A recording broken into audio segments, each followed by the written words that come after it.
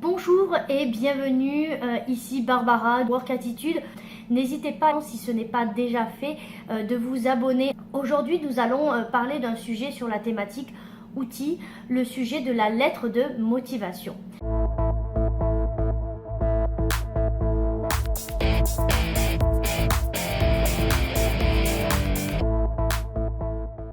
Et oui, la lettre de motivation, c'est un sujet qui fait souvent débat, tout simplement parce qu'on se demande à quoi sert la lettre de motivation, si elle a encore une utilité. Eh bien, je vous dis oui, parce que souvent, en fait, on a tendance à croire que la lettre de motivation ne sert à rien et n'est pas lue par les recruteurs.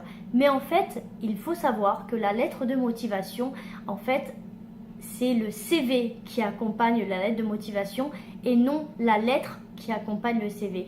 Et oui, vous avez bien entendu, nous recruteurs, nous lisons souvent en premier lieu la lettre de motivation et c'est la lettre qui va nous donner envie en fait de lire le CV. Donc il faut en prendre le plus grand soin et prendre son temps pour la rédiger, ne pas hésiter à faire un brouillon. Alors pour la lettre de motivation, ça va être un petit peu comme un CV. Pour la lettre de motivation, nous allons nous attarder sur deux choses. En fait, ça va être la forme et le fond. Sur la partie forme, tout simplement, il faut que ça soit une lettre qui soit aérée et peu importe votre expérience professionnelle, une lettre de motivation doit être sous une seule page stricte. On va à l'essentiel, on est percutant et professionnel. Nous aimons lire, mais bon, des fois, nous n'avons pas le temps. Et puis, certains n'aiment pas quand il y a plus de 3 paragraphes. Il faut savoir qu'en moyenne, on ne dépassera pas 4 à 5 paragraphes, grand maximum. Ensuite, passons à la partie fond. Sur une lettre de motivation, il faut qu'elle respecte, entre guillemets, 3 critères. Une lettre de motivation doit montrer en fait votre compréhension de notre besoin, savoir ce que nous recherchons. En deuxième lieu, vos atouts par rapport au poste visé.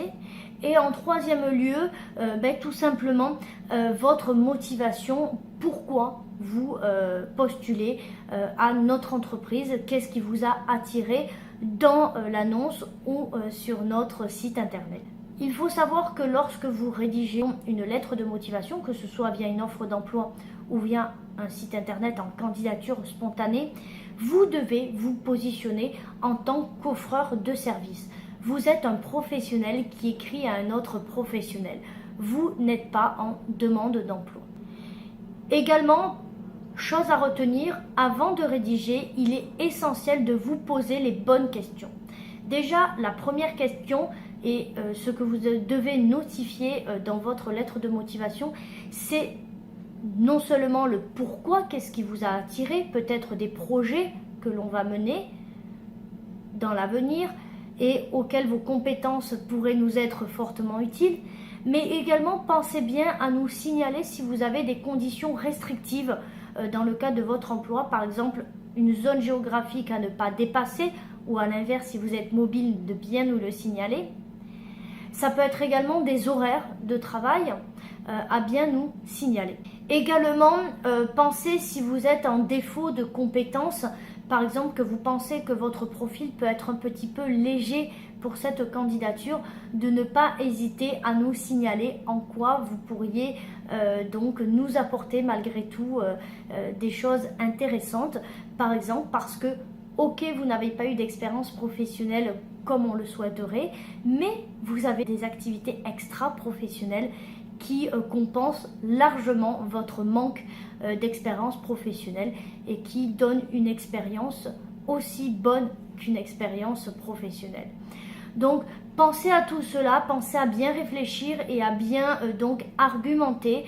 Il faut savoir que lorsque vous rédigez une lettre de motivation, vous devez parler de nous, bien évidemment, mais vous devez parler également de vous et de qui vous êtes. On doit, en fait, c'est votre ambassadeur, la lettre de motivation. Donc, on doit savoir qui vous êtes à travers votre lettre de motivation et également parler de nous, en fait, de l'ensemble, c'est-à-dire vous avec nous comment nous pourrions travailler ensemble et du coup d'un seul coup d'œil nous pourrons répondre à cette question qui est primordiale pour nous, c'est où est-ce que nous allons pouvoir vous positionner dans l'entreprise, dans quelle équipe vous allez pouvoir être intégré.